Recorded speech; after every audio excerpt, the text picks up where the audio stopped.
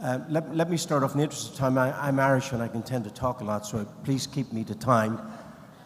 Let me first introduce Professor Mark Wingen, who's Professor of Surgery in Prince Maximus Center in the Netherlands. The Netherlands is a small country, but they've been leading Europe, particularly with regard to centralization of pediatric cancer care, and I really look forward to Mark's talk about dealing with the aspects of neuroblastoma. So Mark, welcome to Phoenix, Arizona. Thank you very much, Paul. You know, obviously a lot about Arizona from Dublin. Thank you for inviting me to talk about this subject that's really close to my heart. I have unfortunately nothing to declare, but I have found a way to minimize your healthcare budget.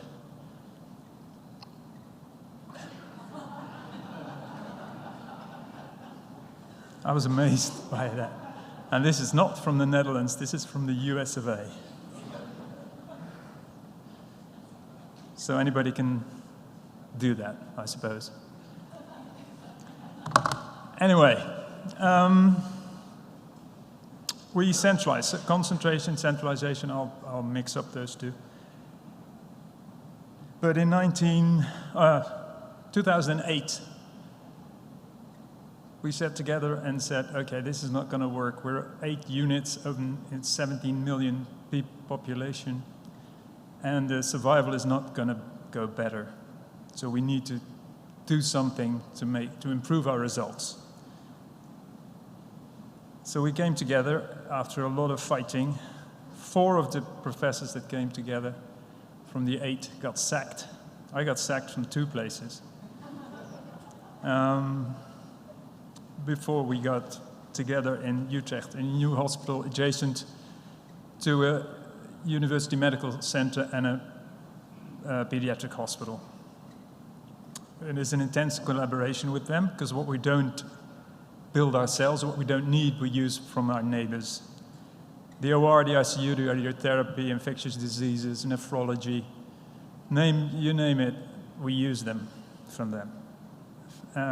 So we don't have a lot of people working for us, but we use a lot of people from the adjacent pediatric hospital or the adult hospital.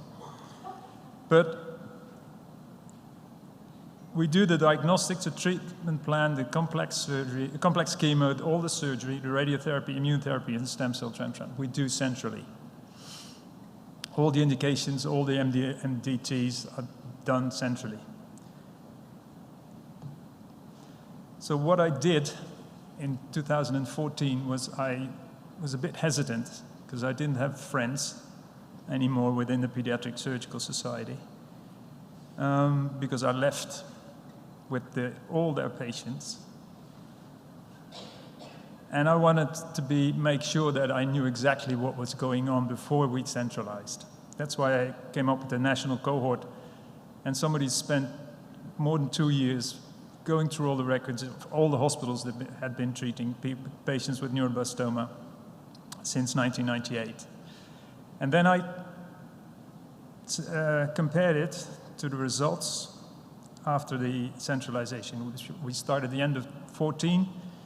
The first operation we did on neuroblastoma was in December 4th, 2014, centralized.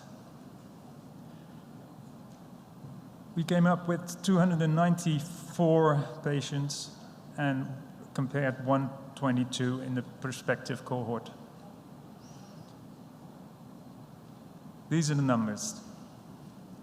5 centers, 26 surgeons. Here's 1 center, 5 surgeons, 1 OR team, 1 anesthesia team, and 1 NICU team.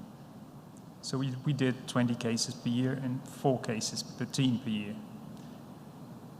Also, the 26 surgeons weren't all operating together, and we used our small team, and we stand with 2 or 3 surgeons together around the neuroblastoma. We learn from it, all of us.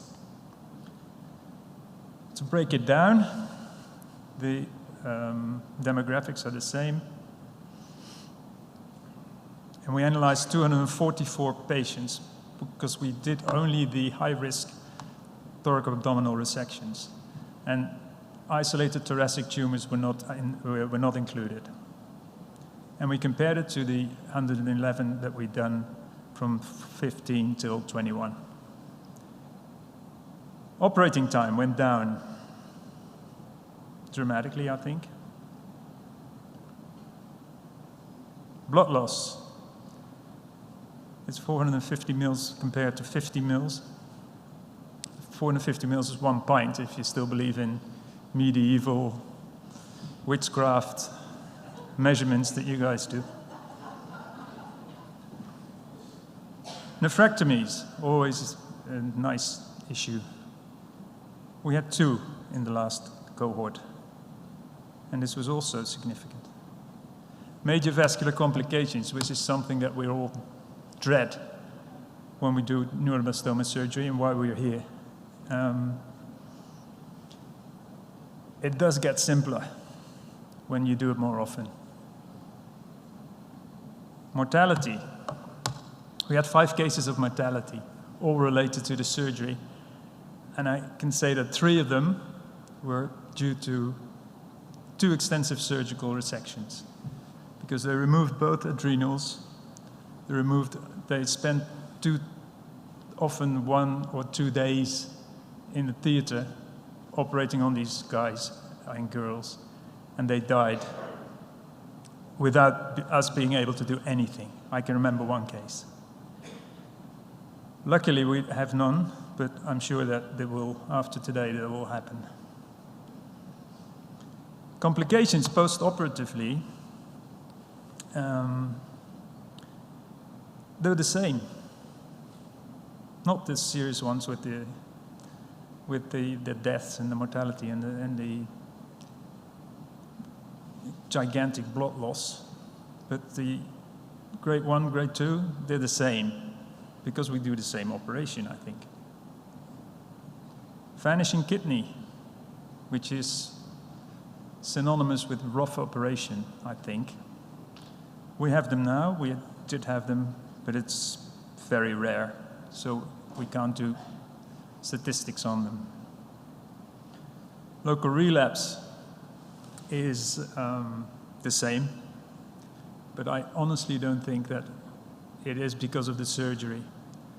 I think a lot of it, and I looked at all the data, and I think a lot of it has to do with radiation therapy in conjunction with prudent surgery. And I want to add some closing remarks, because it's been very hard to sell this paper. I couldn't get it published. And I don't know if one of you in the audience has reviewed it, but I'm sure you have.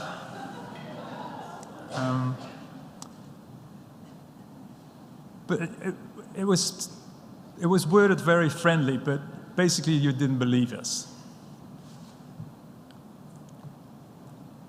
I'll talk about that. 2 out of 5 new surgeons, myself and another senior surgeon, operated on half of the historic cohort. So it's not that we magically invented this brilliant surgeon that we cloned from LaGuardia's blood or something. But we did it ourselves. I was one of those surgeons that lost the patient during surgery in a pulmonary embolism. Local recurrence, as I said, is basically, I think, influenced by the altered radiotherapy guidelines and immune therapy that we use now, and we didn't use in the historic cohort.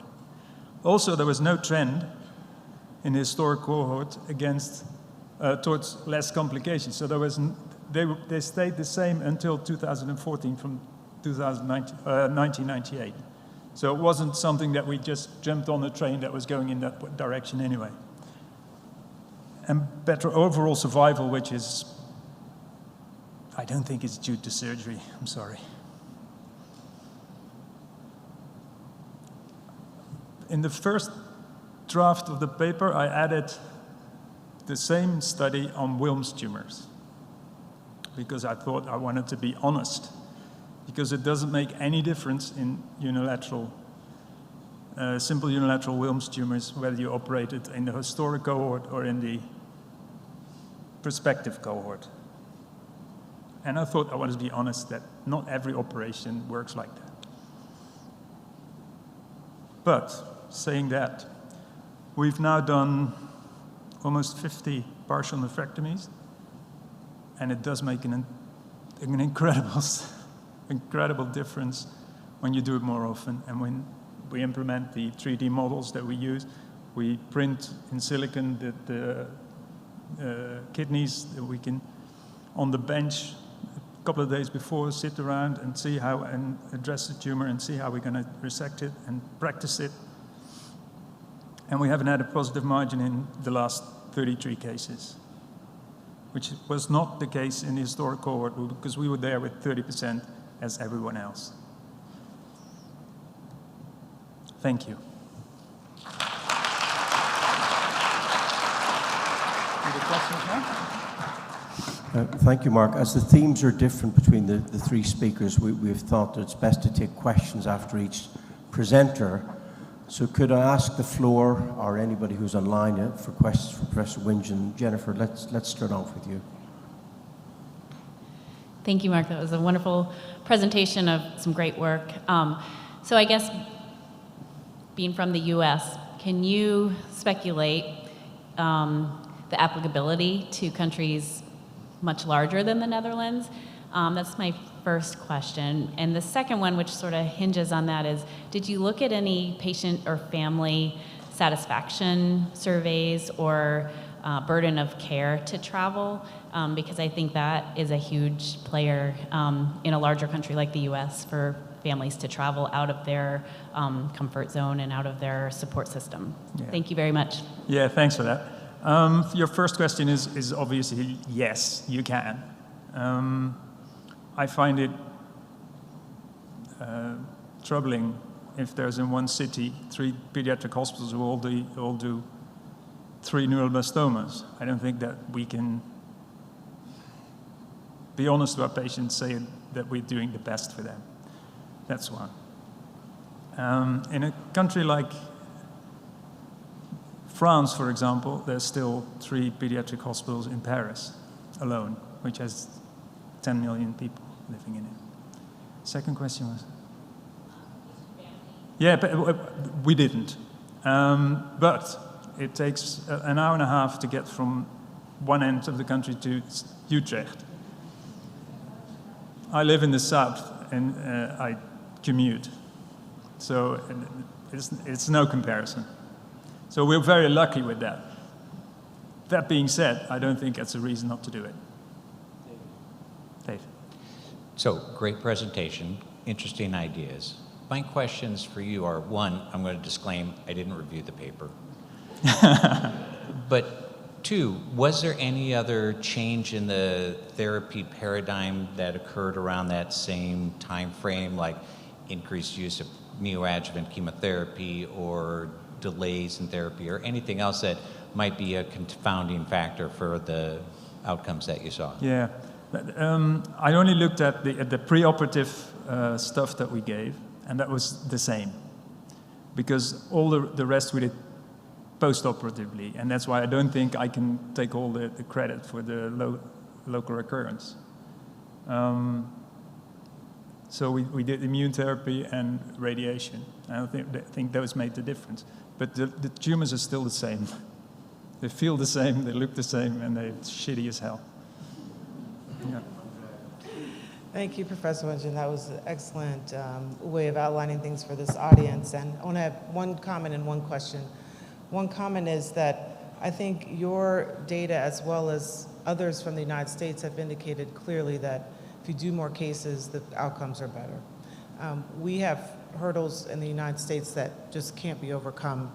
You have to change the entire health insurance way that we do business, because we as surgeons are charged with doing as many cases as possible to keep our jobs. And unless they change that system, there's no way we're going to be able to centralize like it clearly makes a difference in your country and many others.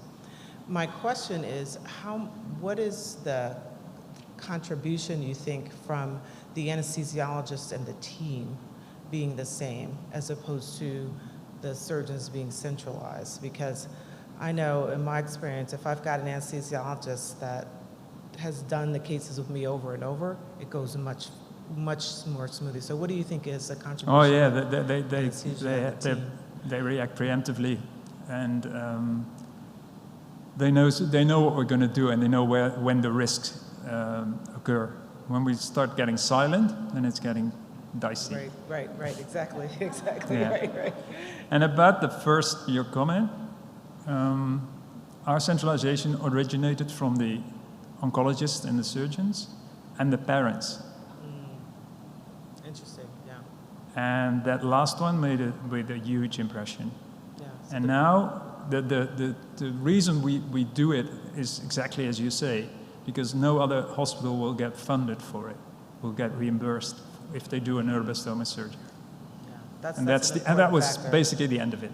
Yeah, that's an important factor. Thank you. Thank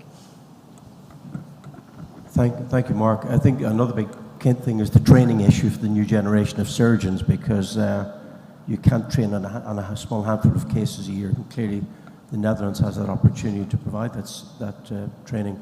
So we'll stop at this point, and I'll hand over to Kimberly to lead on. Great. Well, it's my pleasure to introduce a man who needs no introduction, Chris Weldon, to talk about how he leveraged the CCSS to understand late surgical burden in our cancer patients.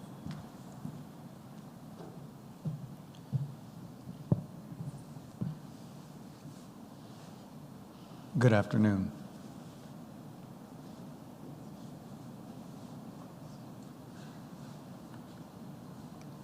Got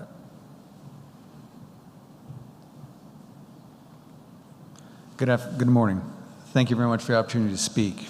I'd like to thank David Powell for being our president, Professor Lusty for being our IPSO president, for Dr. Zoldrink and really for inviting me to present our work today.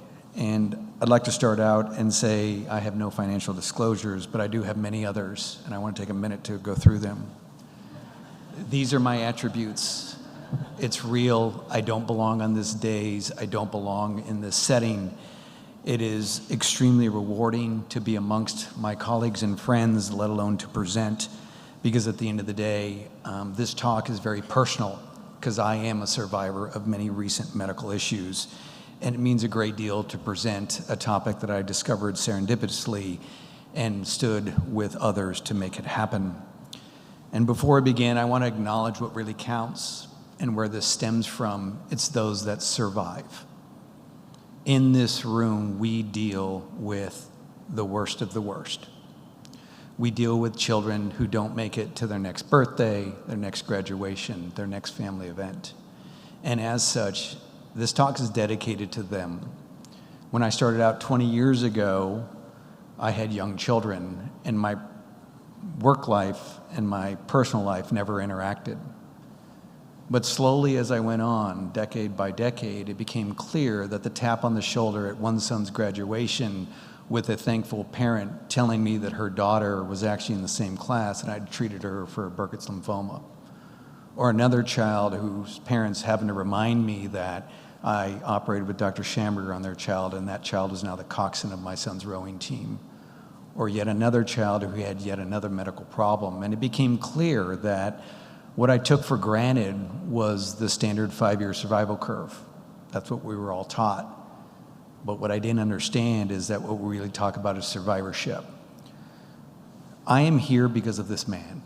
I am here because of all his technical wisdom, his advice, his life advice. And now that he no longer signs my check, I get to embarrass him frequently to say that if it was not for him and his generosity of spirit and the dollars he put forth, this topic and hopefully its future successes would not be there. And then I found this man. He's not a surgeon. He's a neuro-oncologist at St. Jude. He runs the St. Jude Life Program. He runs the Childhood Cancer Survivorship Study.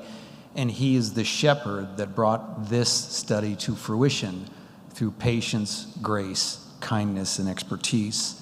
And Dr. Armstrong inherited the mantle from Les Roberson and those others listed here who taught me oncology, taught me statistics, taught me about life and death, and especially somebody like Stephen Fishman, who continues on to support this endeavor. So thank you. This is the slide for the talk.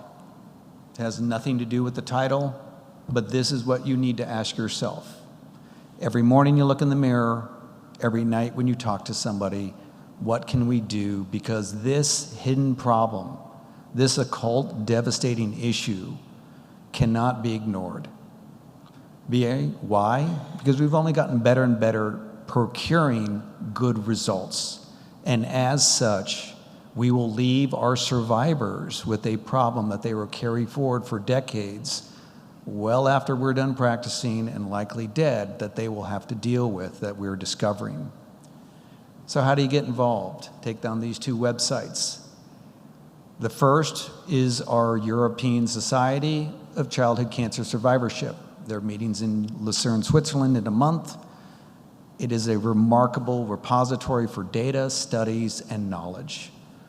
The website below is a childhood cancer survivorship study through St. Jude that is now run by Greg Armstrong, initially Les Roberson, that's now going on its third decade.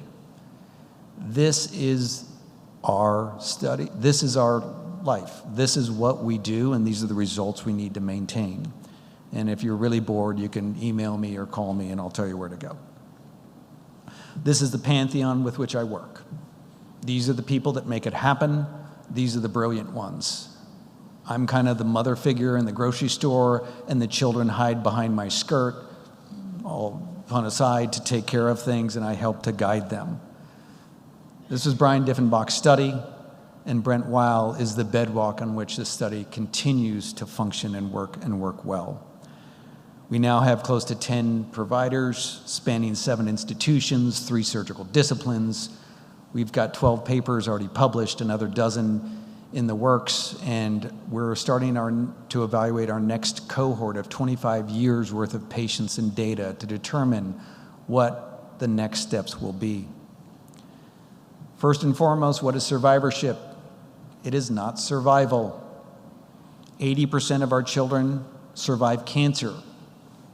That's more than 400,000 childhood cancer survivors within North America, or 1 in 450 adults. I'm sure we all know at least one person.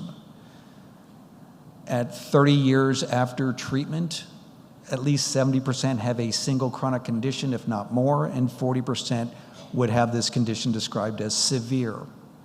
These are the 7 realities they face. This influences their care, their diagnostics, their therapeutics, and their surveillance, and they cannot be forgotten. This is what we deal with, and this is the problem that was hidden from us for so long.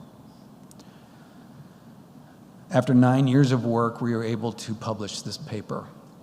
I am but a small figure in it, and all recognition to it goes to the other authors, not me. And essentially, we added justification that the third pillar of treatment that we utilize in children, surgery, in addition to chemotherapy and radiotherapy, cause lifetime problems that accelerate over time, happen at a younger age, and are devastating. We need to realize that a success after 5 years is simply the beginning. It is not the end, and it behooves us to really pay attention to what we do and have excellent transitions of care so that they get the treatment they need. These are a population that we studied. 25,000 cancer survivors diagnosed less than 21 years of age between the decades of 70s and 90s. They had to have lived 5 years from diagnosis, in addition to age-matched siblings, of which there was roughly 5,000. Our inclusion criteria, exclusion criteria, and outcomes are provided for you, and essentially, we documented the occurrence of late self-reported major, i.e. requiring anesthesia surgeries. We looked at also against chemotherapy and radiotherapy variables, and our statistical analyses are provided. To walk you through the data, as you can see, siblings versus survivors, be it gender, race and ethnicity, health insurance status, cancer diagnoses, decades of diagnoses, and or age of diagnoses, the data were similar, and it's the same data that has been used in other cohort studies. Nothing novel, nothing new. But when we go further and look on the left, we see surgery as treatment for primary cancer and join it with the number of surgeries that they had, either none for the liquid tumors predominantly, or some of the solid tumors, be it 1 or 2 or less than 3, the breakdown is given. And then we did it against those that had other therapies in addition to surgery, or not. Chemotherapy and or radiotherapy in addition to total body dose and also anatomic location of dose.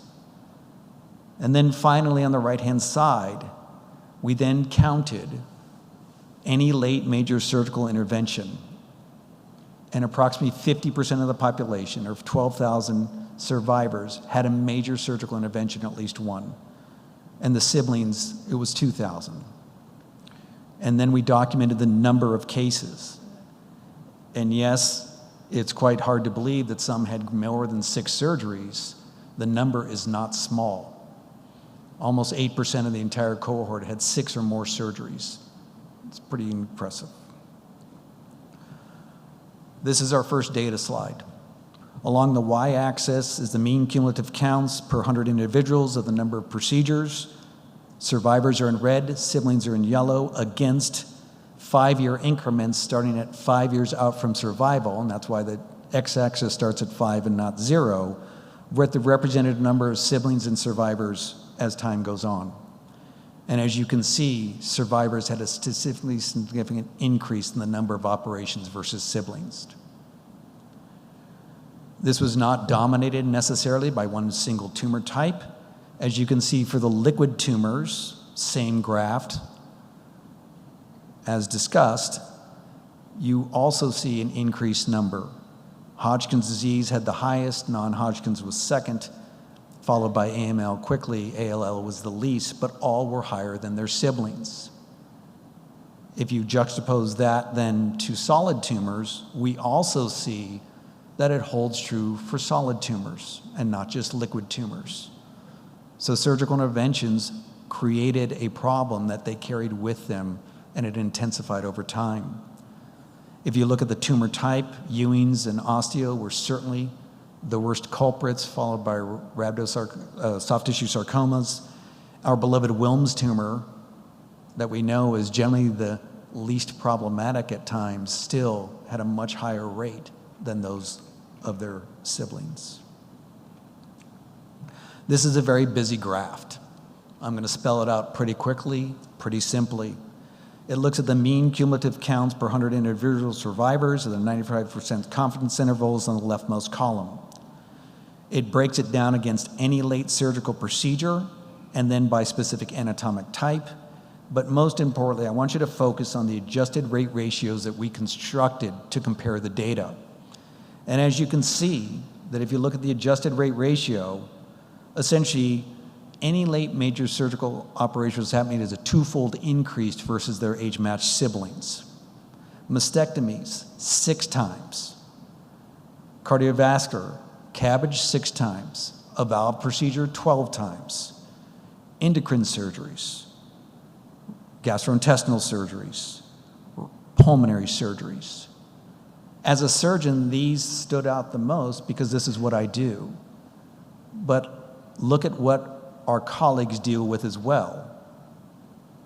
Musculoskeletal operations were higher.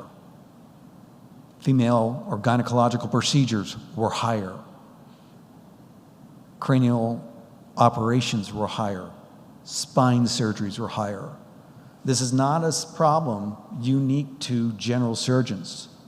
This is a problem that unfortunately affects all of our surgical colleagues.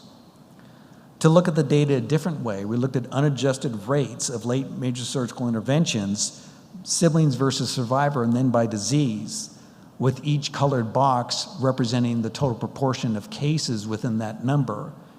And as you can see, it clearly marries the prior data such that the survivors, regardless of disease, had a graded number versus their siblings, and the culprits that were detected as the bad actors were higher as well. And then ultimately, we wanted to balance local regional interventions against what can happen. So we took radiotherapy and surgery, our local regional techniques, to then define, does one play more significance than the other? As I walk you through CNS treatment exposure on the upper left, for somebody who had no cranial surgery and no cranial radiotherapy, we standarded as a reference of 1. We then looked at and broke it down by those who either had surgery, radiotherapy, or both to then determine what the adjusted rate ratios were for another surgical intervention. So as I walk you down the cranial pathway, if you had no surgery and no radiotherapy, your reference was 1. If you had surgery alone and no radiotherapy, you had a 20-fold increase. If you had no CNS surgery but cranial radiotherapy, it was 6-fold. And if you had CNS surgery and radiotherapy, it was 21-fold. And we can go through all the body parts as there. But at the end of the day, what did we find? There are an increased number of procedures, and that they happened at a younger age. And these late major surgical interventions were not trivial. Women were affected more than men. The sarcomas were affected more than the other solid tumors. But nonetheless, it is significant in all comers. And therefore, like with the other two pillars of therapy that we employ in children that were published on over 25 years ago, we finally had proof that surgery is a problem as well. And so therefore, we as a group must be vigilant and diligent in educating these families and the patients and providers what needs to be done for surveillance and how to diagnose them. And ultimately, we need to stay abreast of the literature. We need to stay involved in survivorship clinics. We need to be able to be the resource where no one else is. And as one of my partners taught me early on, see these children around their birthday every year for life, because that will be the linchpin for you to make sure that they get the surveillance they need and the transitions happen. This quote was by Tom Verducci. I discovered it my second week of fellowship 20 years ago. He played football at Northwestern. He was an All-American cornerback. And unfortunately, he saw his son take a hit at a high school game and not get up. For anybody, that would be significant to worry about a spinal cord injury. But when your father is a sports writer, and he just so happened to cover when Jack Tatum hit Darryl Stingley at an Oakland Raiders-Patriots game, and Darryl Stingley never got up, it created a major trauma for him. And he described it in a Sports Illustrated article. And he came up with this quote at the very end. This hangs in my office because, honestly, this is what we need to impart upon the families, but it behooves us to be the luck for them. Thank you very much.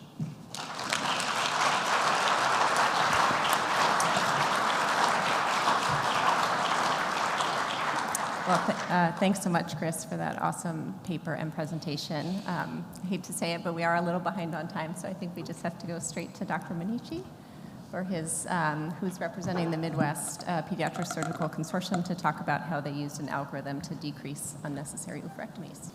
So it's an honor to present today, and I have to say I haven't been intimidated giving a talk in a long time, but for this group, I don't consider myself a surgical oncologist, so I'm honored to be here, and hopefully you're not going to throw tomatoes at me. We're going to discuss this paper that we published this year.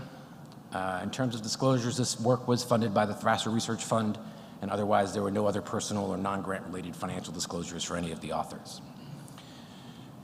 Fortunately, pediatric ovarian masses are relatively rare, and they're usually benign in contrast to adults.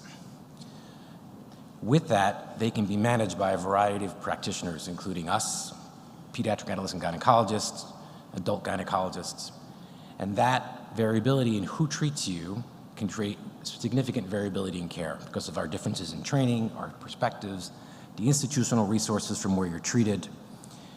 It may lead to getting this different treatment even with the same presentation. When we get an ovarian mass, there are usually two choices: try to do an ovarian-sparing surgery or do an oophorectomy. And in all cases, if you can, you want to avoid an oophorectomy if it's not indicated because it exposes to patients to significant risk over life. The issue really is, how do you differentiate between a benign and malignant mass before you actually operate on it? So this body of work began with a single patient and 2 surgeons from different specialties coming at it from very different perspectives. And it's evolved into a collaboration across 11 institutions over the last 9 years. It's had over 150 surgeons that have been involved from the different specialties and many additional pediatric specialists.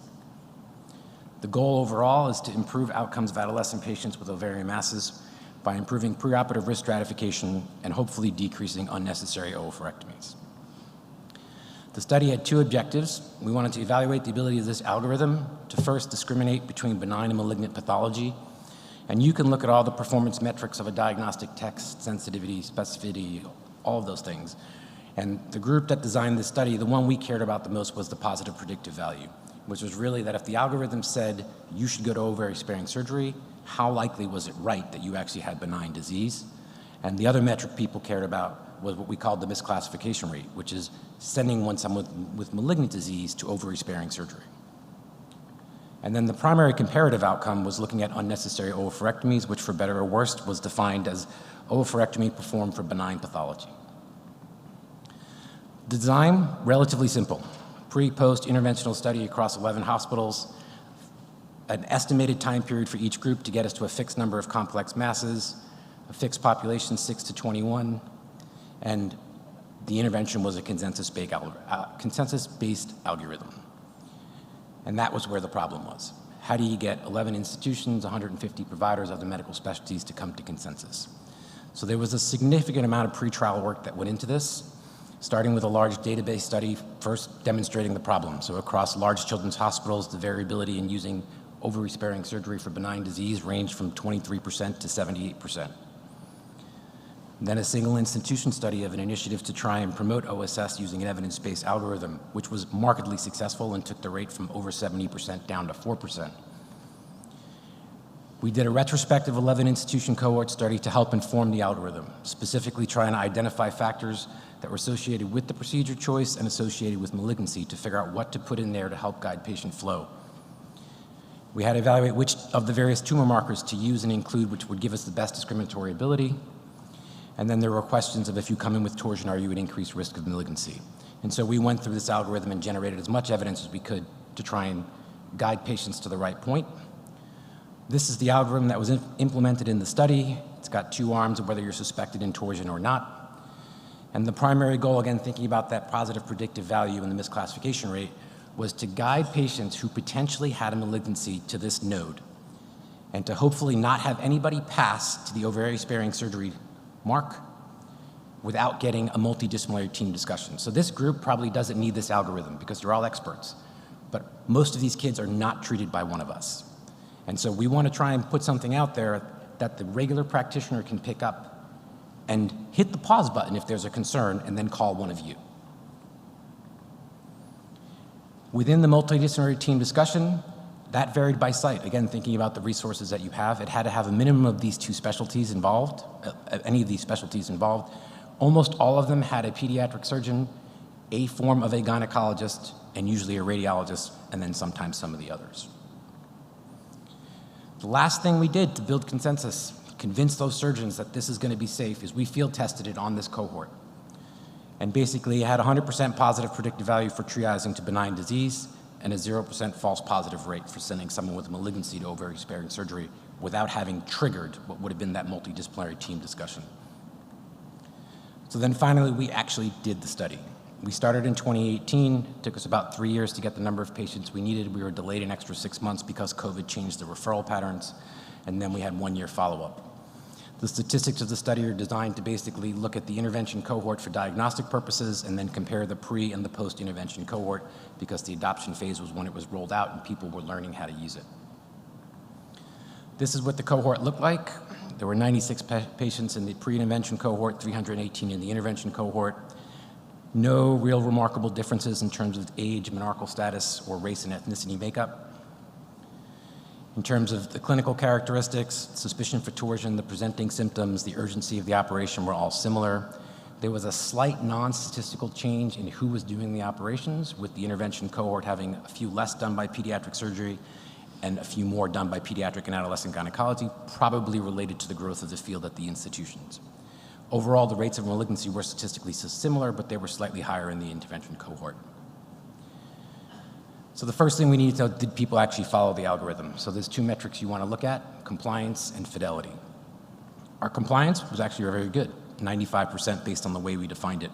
And this basically reflected the local team's self-assessment of whether they thought they were following the algorithm. It was based on monthly site enrollment logs, and we thought that was a good metric because at least we knew they were thinking about it and thought they were doing it right. The most common reasons for actually being non-compliant was unfamiliarity with the algorithm. Fidelity is a little more strict. This was basically a measure of how well they actually adhered to all of the elements. And so this was based on the central study staff going in and basically using a checklist and saying, they hit every element? So not as good, so there's some room for improvement here. But the most common reasons really were around the tumor markers and whether they weren't sent or whether an incomplete panel was sent. When we looked at diagnostic performance, for positive predictive value, the goal, what was set by consensus, was it needed to be better than 98% for us to consider using it in practice, and the misclassification rate needed to be less than 5%. Those were the targets. Overall, the positive predictive value was 99.3%, with the confidence interval not crossing that 98% mark. And the misclassification rate was 0.7%. I did not put the 95% confidence interval on here, but the high end of it was actually 3%, so both under the pre-consensus targets. There were no differences in the performance, whether it was being used the patient was primarily being treated by a pediatric adolescent gynecologist, a pediatric surgeon. If you look in the paper, there's breakdowns based on age, urgency, symptoms, and there was no difference in performance, basically, no matter how you cut the data. For the primary outcome of unnecessary oophorectomies, we expected the initial rate to be 27%, and it was powered to detect a drop to 10%. What we saw is it decreased from 16% to 8.4%. So the one thing to note here is even getting ready to do the study started to change practice. There were some specialty-based changes within the algorithm. So compared to the pre-intervention group, pediatric surgeons did less unnecessary oophorectomies, and within the gynecology group, it remained the same. The thing that I found most remarkable is the number needed to treat. So if you look at the absolute risk reduction, 13. If someone who's treating these kids picks up this piece of paper 13 times, we save one ovary. Where do we go from here? So the next steps that we're looking into is we're going to assess the performance of the tumor markers and the radiologic findings to either confirm or revise the algorithm. We are looking into the multidisciplinary team composition and was there some accuracy or differences based on who was on the team. And then the next step is to explore the barriers and facilitators to adherence and fidelity, and then hopefully design and perform broader implementation studies. So I want to thank all of my collaborators, of which there are actually many in this room. There's too many to put on a slide, and I'm happy to answer any questions.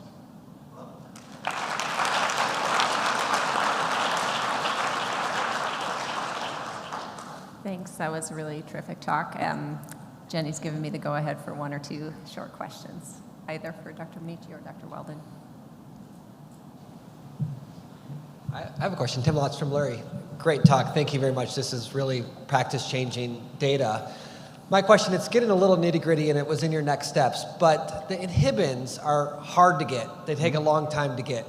Do you know if there are any patients that were picked up as having malignancy based just on the inhibins, or is that data that's still being studied? So that paper will be coming out, and yes, there was. Now, there could have been a clinical suspicion and a radiologic finding, so we're combining the data right now to figure out when we combine the radiology findings, an abnormal radiology finding that would have triggered it, and the tumor markers, whether inhibin still stays in. But in the initial analysis of just the tumor markers, yes. Okay, thank you. Hi, I'm Barry Rich from New York. Thank you so much, really wonderful work. My question to you is how many times, if any, did you have to go back and do a oophorectomy for malignancy, and what was the time interval, and were there any repercussions or any concerns with that? Sorry, I glossed over that on the slide. The two cases that went to an ovary-sparing surgery were both immature teratomas, and within the 1-year follow-up that we included, neither one had developed symptoms, recurrence, or needed additional surgery. Hi, my name is Macklin Regan. I'm a surgery resident from Inova Fairfax. My I really, sorry, Dr. Aldrin, just have a brief comment actually for Dr. Walden. All the presentations were wonderful. I think you're so incredibly right. I'm a resident, but my brother died of osteosarcoma 10 years ago, and I can't stress enough how many of his friends I see now that struggle with survivorship issues. But more than that, if I may be so bold, I think everyone in the room might be being a little hard on themselves.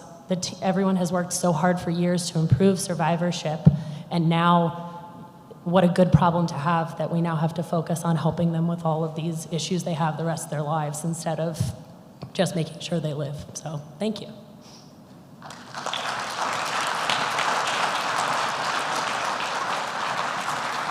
right, great. Well, thanks everybody for your attention and for this really awesome session. Now it's time for everybody to go out and grab a box lunch and bring it right back because we're going to start with the quick shots. Great, thanks.